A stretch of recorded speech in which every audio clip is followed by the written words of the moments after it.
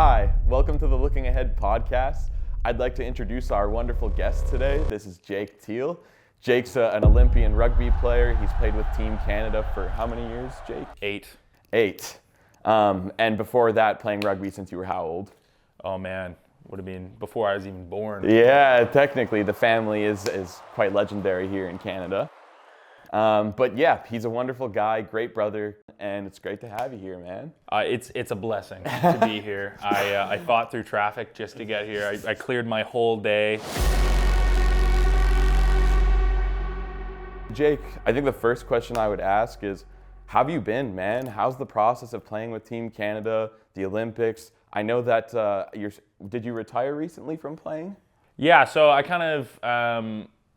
Nice to see you. Yeah, nice Obviously, to see you too, man. Of course. It's great to see you, and I've enjoyed that we've stayed connected via social media, which is what a fun little thing that is. I'm wearing my OPP hat here. Got to rep it.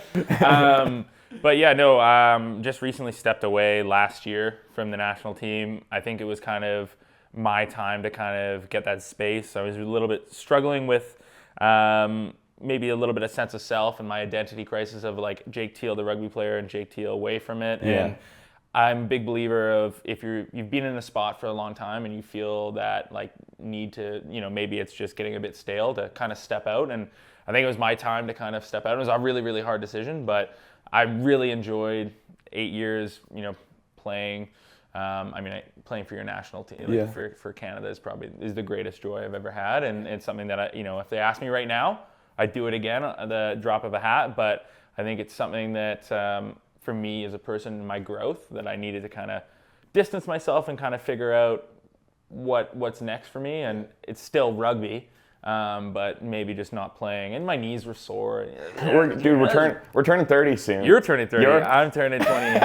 I'm a year younger. He's than like this guy, half a year younger than me. I'm young, dude. I think the two things I would say in response to that is like, one, you say 8 years almost like it came and it went. You know the lifespan of a professional rugby player or a professional football player, and we're lucky if we get 2 to 3 years. So I commend you. 8 years of playing professional. Man, I did my undergrad and I played rugby down south at St. Mary's College of California where I had a great time, but my body barely made it through 4 years of playing college rugby.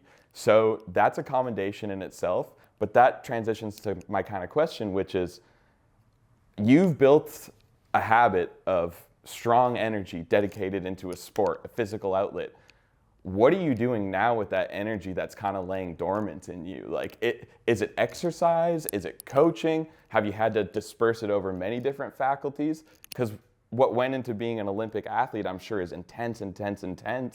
You don't just lose that. When I first left, I really struggled with it. I was coaching Div 1 women's side on the island, James Bay, Huddy. Yeah. And I was making them cry because I was so, this needs to be done perfectly. And I'm lucky because obviously my mom and my dad, being around the sport for so long, my mom's a fantastic coach, my role model, and she took me aside and kind of, laid it down as you got to relax a little bit, maybe reset some of those boundaries in terms of intensity. And I think I've taken it on myself to really make sure that I'm still training. So I train, I casually train. We talked about that, trying to get in, just have fun. But a lot of that rugby intensity and that feeling is put into my coaching. And I'm lucky now I coach at UBC, reigning national champions. Yeah, congrats. It's good stuff. First year happened when I was there. Coincidence, but, I think not. Trying to help them reach their goals, but also able to kind of, because it's a varsity program and they're striving to be varsity athletes, I'm able to kind of keep that same intensity and that same, I don't want to use the word aggression because I don't think it's the right word, but that output and that place where I can kind of put all of my energy, and then just trying to stay active. Like it's a big thing where I'm trying to I still run on the field like I'm training, to play just because that's what I'm used to and that's what I like to do. But it's hard. It was really hard that first 2 months, and I was just kind of sitting, twiddling thumbs for hours on the day, waiting till my partner came home so I could have something to do. And it's just finding things and avenues to kind of fill my time that fills my cup. And that's hard at first, and I think a lot of athletes struggle with that. But it's definitely something that I'm still mastering, and I haven't mastered it yet. but I'm hoping I can kind of figure out. 10,000 hours. That's what they say. 10,000 hours, 10,000 man. hours. I just grind all the. I'm doing Football Manager. I'm just trying to get my coaching grind in there. I'm getting reps at all times, man. Well, no, it's fun, but the coaching's really helped. It's given me an outlet, and I think you've done some coaching, and you know the feeling of giving back, and a sport that's given me so much. What I really don't love about some people when they leave, programs, Rugby Canada is obviously, it's not maybe the best sometimes, but people leave and they don't give back, and I think that's not great because my sport gave me so much. And 8 years did flash by for me, but at the same time, I got to see all over the world. I got to go to the Olympics. I got to meet my partner through it. All these different things.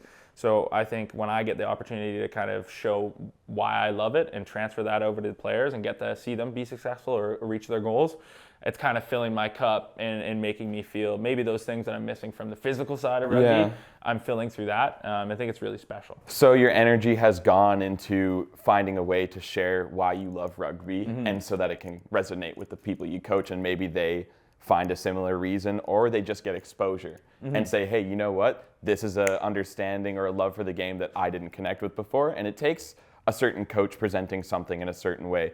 And there's two things you talked about there. You talked about how you still run around on the field. I love that. I think that as coaches, as whether you're a mentor or a CEO, I think you need to look at where you are, and maybe not just in work, but look at the cards that you're dealt at that time. As a coach, we don't have that silver beard yet. I'm going to be there at 30, but we don't have, that wisdom that comes with coaching for 20, 30 years. So good on you for assessing where you're at and putting energy. It's not easy to show up to practice and blow a whistle and engage and run around. That's hard work, but I do think it is really rewarding. Well, it's really. I mean, I always say I'm in a different spot than a lot of the coaches around me, just because I love. I can't swear, but I love this. Yeah. I love rugby so much that I just want to do it and I want to improve, and I'm really hungry to get better. So when you speak about more experienced coaches, I'm lucky enough to have a couple mentor coaches that are maybe in that stage. Do you mind telling us or mentioning? Yeah, Dean Merton, man, he's a legend that is. True. He's the head coach at UBC. He coached me my U18 Canada, my first ever time playing for Canada. But one thing I really respect about him, there's two things actually I want to give a shout out to him, is one, the amount that he's given to women's rugby, and obviously I'm a big advocate for women's rugby. And shout out to that program's success. Was it what medal did they win the Olympics? They got silver. Silver. Yeah, That's oh my God. I know. But yeah, so Dean's been a big advocate for that. We've got 77 girls in our program basically, at varying levels, varsity, JV. And all that, but he's always grinding to try and to get support, get funding. The U20 program that we were talking about before, he's taken the team there, and he's got all that funding for them separate from Rugby Canada, and that just shows how much he works off the field. Do you mind if funding in Canadian sports, that's the one thing that I don't understand from playing sports in the US versus here. There's almost a taboo culture to programs trying to fundraise money and trying to garner excitement in the community through whatever drives it, whether it's a car wash or a raffle. It's almost here if a program's working harder to fundraise, other programs will look at that program and say that's unfair. Yeah. Why do you think that is? I don't know. It's something I really struggle with, especially moving into that university landscape. I've talked to a couple universities about potential job stuff, and just trying to understand that most of these universities are the money they can give out to students is fundraised through the university, through that program. So for UBC, a lot of people look down because they have, not look down, they're like, oh, it's unfair, but he goes out and to credit to the team, they go out and they raise that money because they care about the program, and that money then helps grow that program. Whereas I think a lot of people are a little bit, I guess there is that taboo, or maybe they're just complacent and they're like, well, can't I get more money? But it is, I think, to be successful in that lane, and even with youth sports, it's going out, and the people that go out usually are looked upon as how it is when you go out and you try to create something and make something and build something. A lot of people will be like, well, why are they doing that? But I find that's a lot of jealousy, or maybe just they just don't want to do that work. Having a mentor on the field and off the field, seeing how much effort goes into running a program like UBC, where you're winning all these accolades, but a lot of people from the outside, you look at it and you're going, oh, they win because it's UBC, but it's actually a lot of work that's going on. And that's one thing that I've learned. And coming away from Rugby Canada too, where it's, again, not always looked at positively in the public light. I think that you kind of go into something like UBC, and it's why it's a refreshing thing for me, where I had maybe a bit of a struggle with rugby when I left. I wasn't on the best note with it, whereas now working in that program with those athletes, and stellar athletes, some of the best athletes I've ever coached or been around, has just really replenished and made me feel like that love for rugby. When I go to practice, I love it. So it's been it's something that I've enjoyed it so much, and it's what I want to do for the rest of my life. Yeah, I feel like if I was you, it would be really hard for me after the Olympics to know the joy in being a human being is the journey, not the destination, right? And you achieve something as great as that, I feel like that would be a really tough hangover in terms of feeling like, was that what my journey was for? And I have a lot of life to live. How has that been? Yeah, well, yeah, I mean, after like the Olympics, my Olympic experience wasn't maybe what I wanted it to be. It wasn't as fulfilling as I wanted it to be. And, you kind of picture this moment and it doesn't go exactly according to plan. You're like, oh man. Ugh. And then you come back and you're kind of like, well, what's next? What is that next goal? And I think a lot of athletes struggle with that. For me, I was dealing with the feeling that I didn't fulfill my goals and that I let myself down and that I wasn't as good. I still went to the Olympics, but I kind of had this twisted relationship with it where I was bitter towards it because I think that I didn't do it well enough.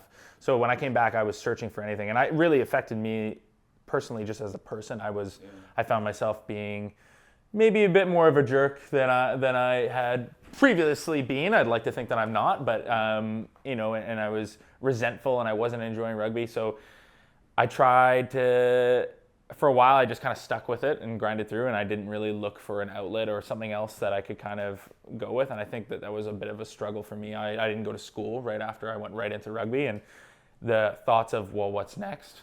I didn't want to deal with those, so I buried them down, and I just became a little bit angry, maybe, perhaps, but it was definitely a grind, especially when you have this goal, like you spoke about, on a pedestal, and you work so hard to get there, and you get there, and then now what? But I guess I feel like that ties in with what we talked about earlier, where it's like that dormant emotion, like it doesn't just vanish into thin air. So it is dangerous to not let that emotion or energy, to let it go unsupervised almost. Like you almost need to do your best to, whether it's meditating, be reflective, therapy, talking to your significant other, parents, someone you trust, a friend, just to tell them I'm feeling this way. Like, what do I seem like? Yeah. Is Piper that person for you? Where Piper obviously, she's about a year after the Olympics, so we started. And just to be super clear, Piper's his wonderful girlfriend, also an Olympian athlete. Piper Logan, the superstar, face of the Canadian, way better than I was at rugby. But yeah, no. So I was lucky. I had, I'll give him a shout out actually. His name is Greg McDonald, McDonnell. He's a sports psychologist up in Whistler, and he worked with me before the Olympics because I was dealing with a lot of maybe imposter syndrome of being like, I don't deserve to be here. And we worked on this thing where it's like, I've done the work, I'm exactly where I'm supposed to be. And then coming away from that, we kind of worked on just some things where I just needed someone to talk to, and he was really very, very helpful. And another person in my life was my athletic therapist, Andrew McMillan. He's been with that program for 8 to 10 years now, probably. He's been around. He was around as long as I've been. He's still there, and he was a rock. He'd listen to me, talk to me, keep me in check when he noticed me kind of having these behaviors that weren't supportive and weren't maybe, I was in a leadership role, and if I wasn't leading the way that he thought I could, he'd keep me in check. And those two guys, they saved me, I think, from myself a little bit, and those feelings. We talked about mental health. I'm a big advocate for that, but sometimes I even struggle. As open as I am, I struggle with maybe dealing and talking about it. And after the Olympics, I tried to keep those feelings sheltered in because maybe I didn't want to admit it, but the dark cloud was visible, and I was lucky that I have those people around me, and you know, my friends, but also my friends are my teammates, and my teammates, you know, sometimes when your teammates, your friends or your coworkers, it's hard for them to separate, you know, Jake as a person perhaps compared to Jake as a rugby player, and I think those feelings may have also affected me on the field and affected my performance. And, you know, near the end of my career, I felt a lot more lighter just because I was able to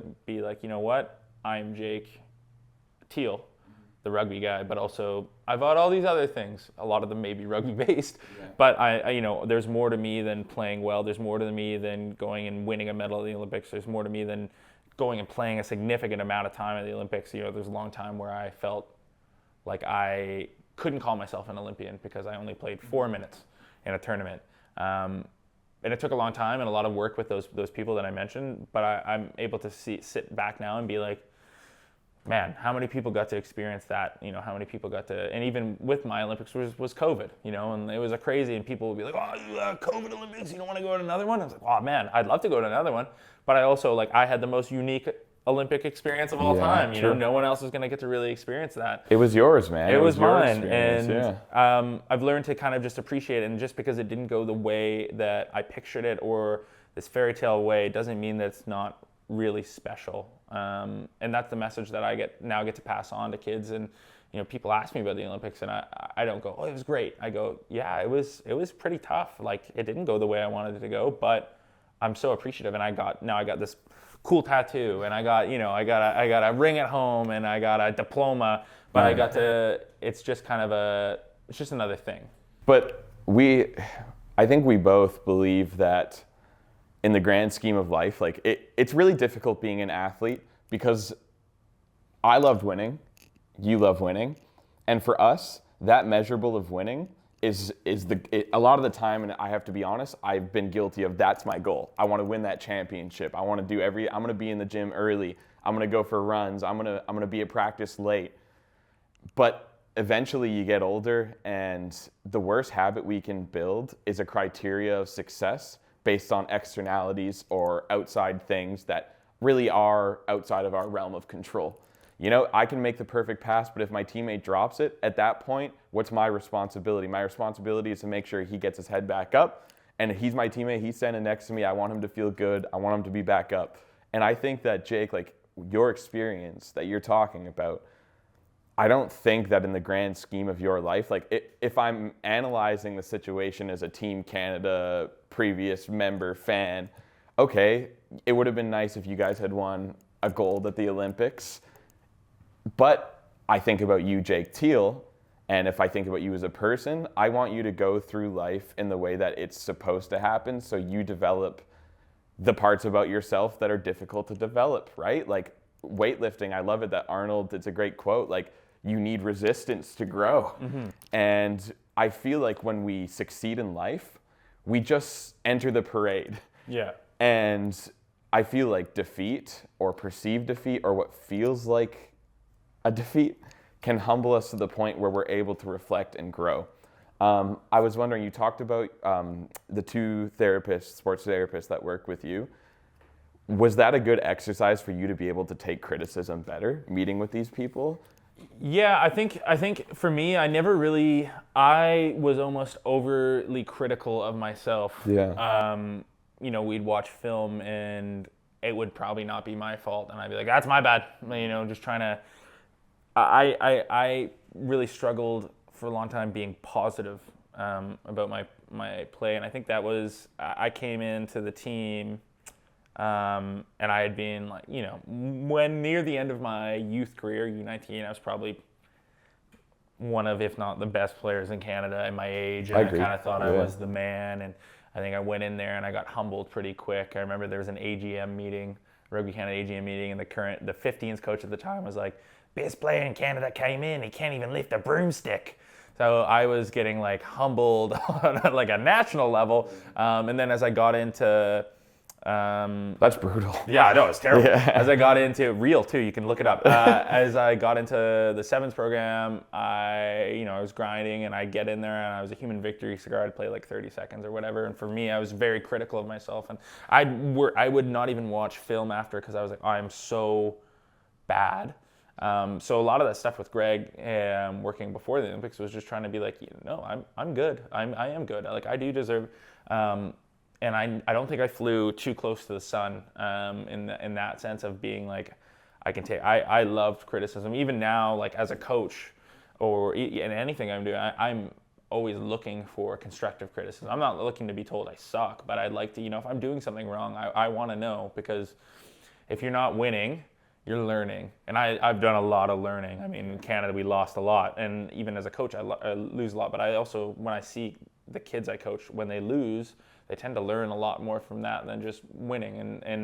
And that quote you said from Arnold, legend, is perfect. Like you need that type of resistance. But for me, I needed to learn how to be like, I am doing something good. And that is actually, I don't need to be the punching bag, or I don't need to look at myself and be like, oh, embarrassed and through my hands watching myself because I'm worried that I made a mistake. You do these things called IDPs. And they're like individual performance rankings, and the coach would write one and you'd write one, and you compare the numbers, and I always had so much lower than what my coach would give me. He'd be giving me threes. It's nice, but he'd be almost like, you can't, you gotta be. And it really kills me sometimes when I see kids that do that. And I'm like, man, you gotta know.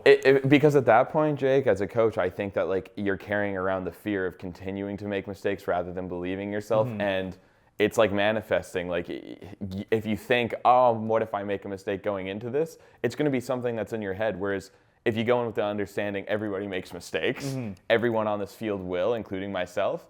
But like that can be an isolated thing. Like I can do this many other things right in a game. Mm-hmm. My therapist mm-hmm. actually told me a really good piece of advice. He said, Nico, when you have these negative feelings, you want to let them go, but you can't. You have this guilt or this feeling you didn't perform, you can't let it go. But then when you do something right, you also want to hold on to that for a long time. So his advice to me was be willing to let go of both. Mm-hmm. When you feel like you're the man and on top of the world and that you achieve something, that, scoring a try and the crowd's cheering, that's a great moment. That feels great. If you're going back to set up for the kickoff with that sort of being like, I'm the man, it's about me, you're going to start affecting the team negatively. Mm-hmm. So have your moment where you feel proud. I scored. You make a mistake, it's okay. Have a moment where you said, that wasn't what I was supposed to do. It should have been this. And treat it with the same justice as you treat, and window of time as you treat the success. And then that way, both of them just sort of pass through you, and you're able to stay focused on what you need to be focused on. Something you talked about, I have a lot of respect. I don't know Dean as well as you. I respect him for the figure he is and what he's done for our country's rugby. I'm most fascinated because of where I'm at in my professional journey. It's almost half in the office, I'll say, half on the field. Mm-hmm. So the program building aspect of what Dean has done is really fascinating to me. How would you say, in terms of me, like your time with him could help me as an aspiring young business person in terms of building program, culture, accountability, things like that? Yeah, for him, he set his standards. That's the one thing I've done a lot of the recruiting stuff or being in the room with some of the recruits that are coming in, and he's always sets the standard. And his goal is that he wants to out-recruit himself every year.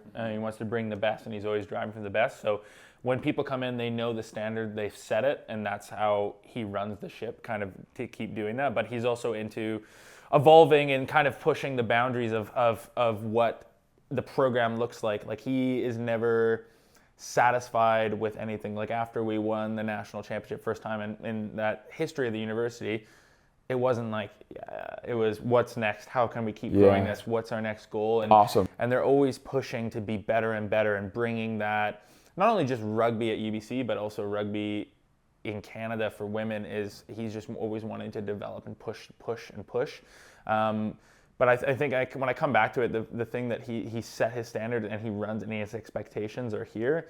But his expectations, if you're a player, you're not meeting the expectations, you got to meet, he's known as a bit of a hardo, like, but he's also soft and understanding. So I think the way that he leads garners respect from those players. So does he give you like a macro measurable, like a greater goal, and then individual daily goals type? Like, here's what makes today successful. For me, it's not as much like a goal, like those macro goals, as a bigger goal. But then also he's allowing me to.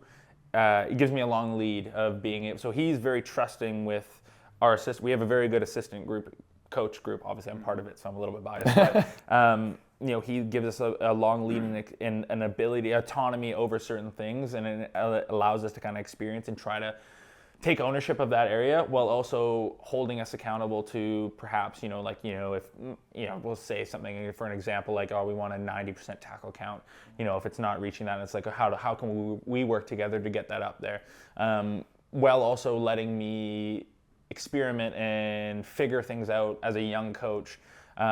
So he's not as hands-on as some other coaches, I think, which is awesome. But he's also someone, if I was to struggle with something, I could go to him and say, hey, how can I fix this? Or what do you see here? And he's able to give those points, which I think is really hard, especially in a thing like coaching, when a lot of people want to be everything. They want to have their hands on everything. They want to control everything, to be able to be in and that's something I really, really appreciate, but I also want to be like, as a coach, I want to be able to be like, if you're working for me, I want to trust that you can do that job, and if you can't, then I need to support you. I don't want to get on you. I want to say, hey, and help teach you. And teach you and guide you and create, like, his ability to develop coaches.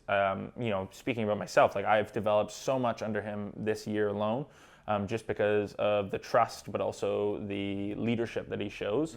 It can be silent, but it can also be loud, but he's very good at understanding when to kind of delve it out. I think of you and I as maybe emotional guys. Do you find you work better with coaches who also maybe you would define as emotional, or maybe a little bit more cool, calm-headed? I think it's finding the niche. One thing that I kind of got to do this year is I got to be the little voice a lot of the time, right? So you think about coaching as an assistant coach is big voice, little voice in a drill. So if someone, or in a game, right, the big voice is the main voice, the little voice is able to kind of, and I found myself, I thought I really enjoyed being able to go up to players and be like, hey, this little thing, instead of looking at the overall picture. But I think that experience for me has really helped me kind of grow as a coach, where I can kind of be a bit of a chameleon. I've learned how to work with an array of coaches. I've also just put myself, for the past 2 years, I've done every single thing I could possibly to do, coaching wise. So I've worked with all different personalities. So I'd like to say that I'm able to kind of meld. Now, if I got to start from the chopping block, I'm able to kind of create my own coaching tree.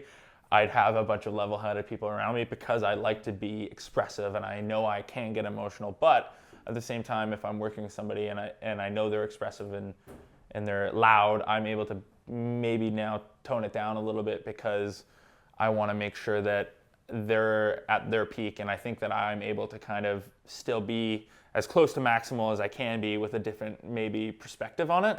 That being said, I love to have people who match my mindset around me. I'm coaching this summer with a young athlete who's now transitioning into coaching, and she is hardcore, holds people to their standards. She's jokey, she's fun, but she, and that was my biggest thing. I want to have people around me that have the same expectations as me, and maybe their personality is a little bit different. Like, some of them could be maybe that the hug, the teddy bear, but it's also making sure that everyone's expectations, when you come and you're coming to this is the coaching group. We hold you here. You're here to work hard. It's a business trip. But I'm being able to kind of just do everything with everybody now. So I think I can kind of. So I would say it sounds like micro goals to you are more important than, like, if you do the micros, you'll get to the macro eventually. But it sounds like for Dean, kind of what I picked out of that was his attention to detail, his approachability, and trustworthiness in his decision making. Okay, so I don't, right now, how do I, as a 29-year-old, start building that resume for myself? Yeah, I mean, I don't know. You gotta flip a lot of pizza. I can't really.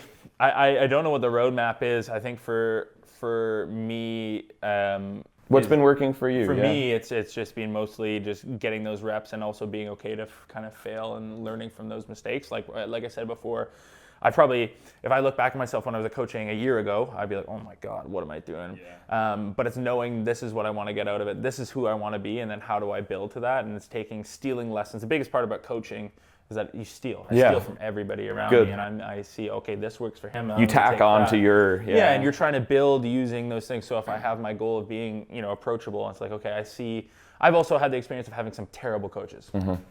Everybody does, right? And I've learned a lot from my good coaches, but I've learned a lot more from my bad coaches, because what I've learned from them is what I would never do to my players. And you know what I've loved about getting older is I used to hate myself for a lot of the things that coaches would tell me I wouldn't succeed for. Mm-hmm. And as I've gotten older and I've had some successes in my coaching, I am at a position where I'm starting to feel a little bit more comfortable in my radar of what I would like to do as a coach and what I wouldn't. And it feels liberating to look back in the past and analyze a coach and say, you know what? I wouldn't want that guy coaching with me. Mm-hmm. I wouldn't want him mentoring this group of individuals with me. And that has been like the cuffs coming off for me. Yeah. So I've really enjoyed that aspect of wisdom and getting older. Mentorship is important, I know, for both of us. One of my mentors is my co-host, Stuart Watson, who's not here. He's with his daughter. I know. Stu, here. We'll edit him in. Stu is spending time with his daughter overseas. She just graduated nursing school, and her request was to spend time with her family before she starts. That's understandable. Totally. The question Stu sent with me to ask you was, as a mentor, how do you actively keep removing personal ego from the mentorship process? How do you make sure that when you are mentoring, that it is about the mentoree, not the mentor? Because for a lot of people, it's filling that, almost a sense of that ego and self. Yeah. How do we detach from that to make sure that we are helping and teaching the right way? So I don't struggle with the removing part, because I feel like I can, to me, them meeting their goals is what fills my cup, and I don't really want any of that. And I know you as a selfless person, so I do believe that isn't,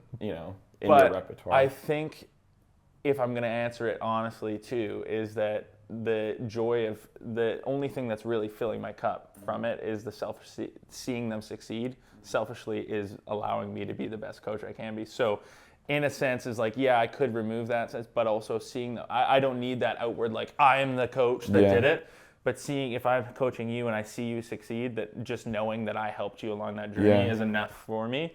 And I don't ever really, I think if you're coaching and you're looking for that validation or to be the star of the show, that you're in the wrong gig. I think if you're really trying to be a leader or a mentor, the success you're searching for is your mentoree or your player that you're coaching or the person that's working under you is being successful.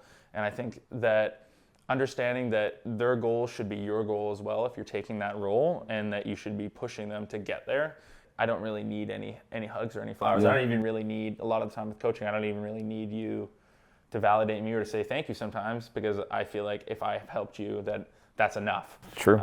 So that's what would be my answer, Stu. Yeah, I think that's a great sentiment, man. And I think that something I have practiced that's worked for me is I almost, before I go into situations, like whether it's walking into my family's restaurant that I'm not working there as much as I used to, or a rugby club that I used to coach and I'm not anymore, we do have the luxury and privilege as human beings to just take a minute before we walk into a room and think about what kind of emotions might come out and maybe where your ego might feel provoked or whatever it is, and to kind of go through those emotions before they happen in front of the people that it might not be the time to have those emotions in front of. That's worked for me. But the other thing with mentoring is, where I have now started to find genuine joy, is the belief that like we are what our students grow to be. Mm-hmm.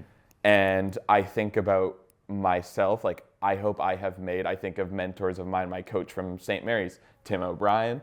I think of a local legend, Adam Roberts, who put his blood, sweat, and soul into making sure we could have opportunities. I think of a guy like Brian Reddy's, who is giving everything to a program right now.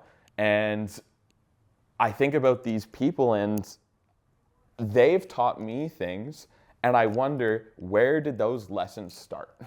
Like, was it a caveman who knocked on a tree and got hit in the head with a coconut and said, ouch, that hurt? Like, is that where the timeline started? Or I just basically think that I am not the gatekeeper of what I know, because I know what I know because everyone for generations has continued to share so I can learn. So I can't be a gatekeeper, and I can't feel like what I'm teaching belongs to me, because then that victory that they have, I will feel like is partially mine. Whereas all that I can control is the lesson that I bestow, how you choose to listen to it. And like we've talked about on the phone before, when we're teaching the younger generation, a lot of the times, and like it was with us, our mentors told us something, and when we're 14, 15-year-old hotshots, you know, you hear it, maybe it stays in your brain, but you go, you know what, I know what I'm doing. But you get older, life humbles you, you suffer a few defeats, and that piece of knowledge, that lesson that somebody you cared about said to you comes back into play and into your head, and you think, you know what, thank you for teaching me that, because you were right, and I appreciate that lesson. And I probably have only told one mentor one time that that's happened, but in my everyday life, I'm thinking about lessons from my dad, my grandfather. You know, I wish I could turn back the clock and get my Greek grandfather here and say, hey, thank you for all the times you sat and taught. Yeah. I can't do that, but I can honor his lessons. And that's what I have faith in a mentor, is that I hope that because I want to teach to just help, that eventually they will honor that teaching and just trying to do their best to understand where I was coming from. And if they can do that, then I feel like that maybe could be a recipe for success for me. And I'm still learning about what, you know, even to define success. What is success? Is it monetary? Is it sports? Is it personal relationships? And I think kind of being a little less harsh in that judgment too. You just kind of got to trust, I think, sometimes that the universe prescribes what we need to grow. And I think that the audience and myself benefited greatly from hearing from you and what you've been through, and your sincerity and what you've been challenged by in your athletics and the process of the Olympics and afterwards. You're going to go on, Jake, with your story. You might not have a medal to hold up to you know, your nephew or your grandson or your son and say, hey, this is what I got. But maybe your children and the generations and the players you coach, maybe they will be the best generation of athletes we've had yet, because your toolkit that you have, that you've suffered and that you've triumphed through, it's your time to teach them. And I believe that if they learn, then they stand a lot to gain. So what an outro. Yeah. Hey, what an outro from this guy. That's why they pay him the big bucks. Yeah, I think everything you just said is awesome. And I honestly appreciate you coming in. I think this is important type of stuff to be chatting about. Thanks, man. And I can't wait. I can't wait to listen to this back. Yeah, dude, it'll be great. I'm gonna be about 20 listens. It's gonna be coming straight from me. 20 views. But thank you, and I appreciate you, all the kind words. And I think I just want to cap it off by saying that I couldn't have put it any better than you just did.